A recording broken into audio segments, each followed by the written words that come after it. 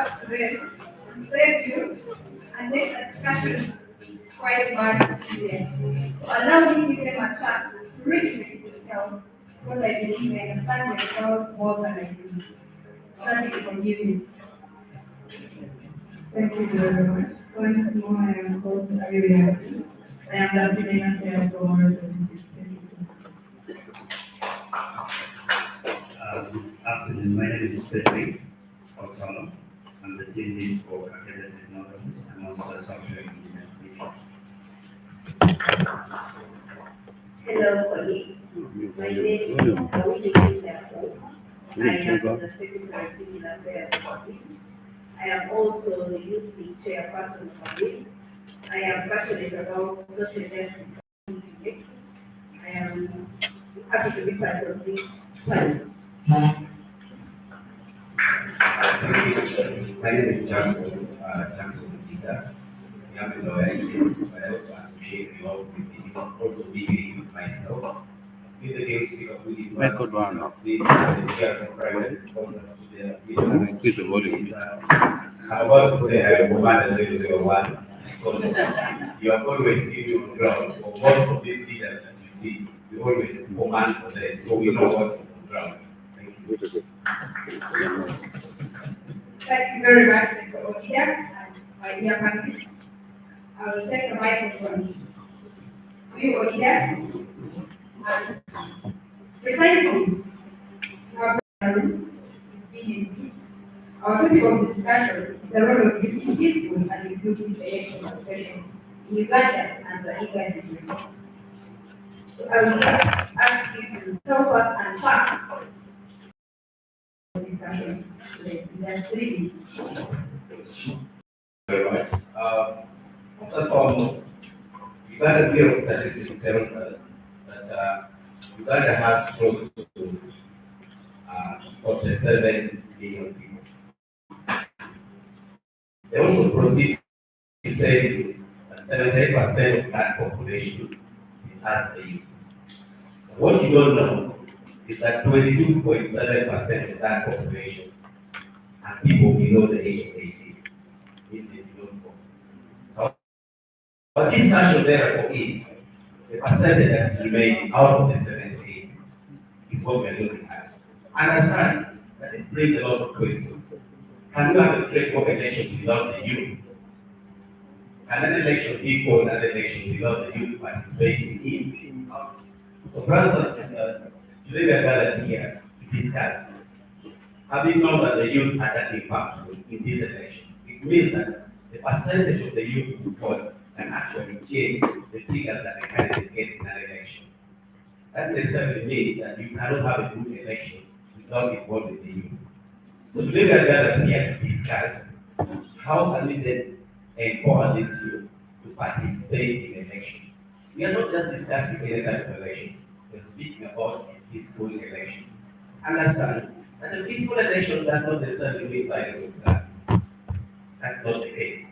So today's discussion will also be surrounding the idea that what are the mechanisms that then constitute a peaceful election? When we say we're having a peaceful election, what is a peaceful election? The idea of inclusivity is basically having the youth participate in this election. Again, we also need to understand, or we want to understand, the meaning of electoral process. I am sure majority of you think that when we're talking about election, it's all about the candidate coming to you for caucus meetings, administrative costs, giving that fees, that is done. And then casting of the votes. No.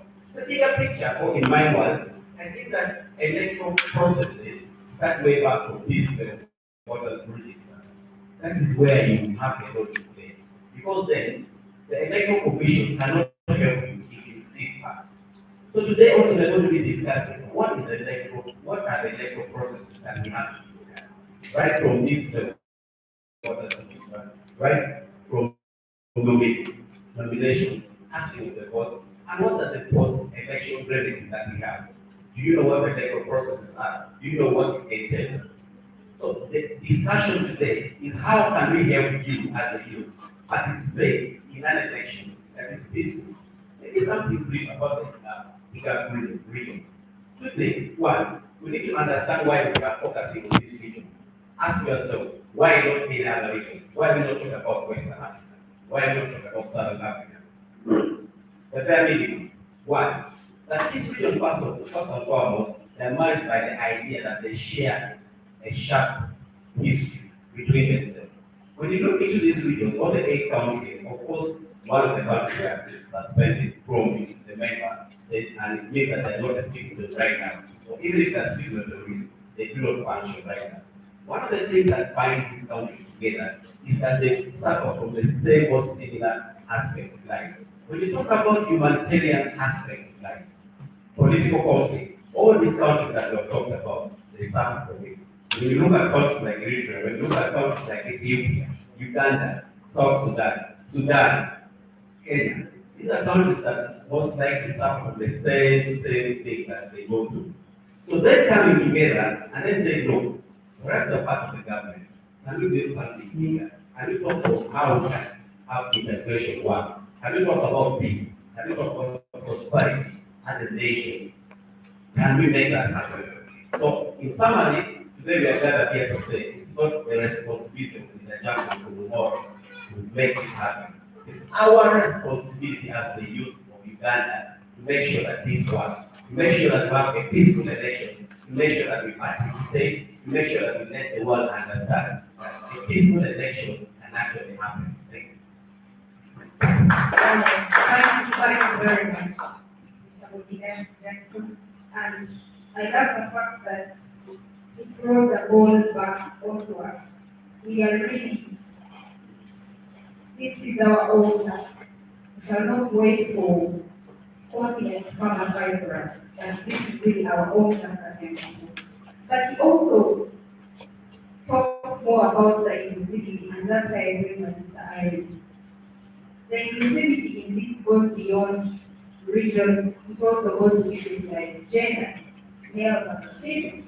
And from the representative of the Electoral Commission, when he was giving us his answers, he noted the gap between the female representation, even not just participation, but even in taking up positions in everything.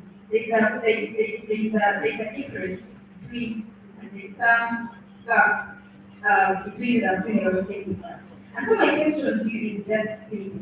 How do we involve the young female youth in this empowering youth leadership for peaceful and inclusive election participation? But I want to just break down the discussion to a one Irene down into you. Like, let's be a conversation of Julian, someone just there, to understand why is it important for you, Irene from Morocco, to, as a young female, be empowered to also take up this. Like, is it necessary? Is it just about equality? What is the reason? So that's precisely what I want you to help us and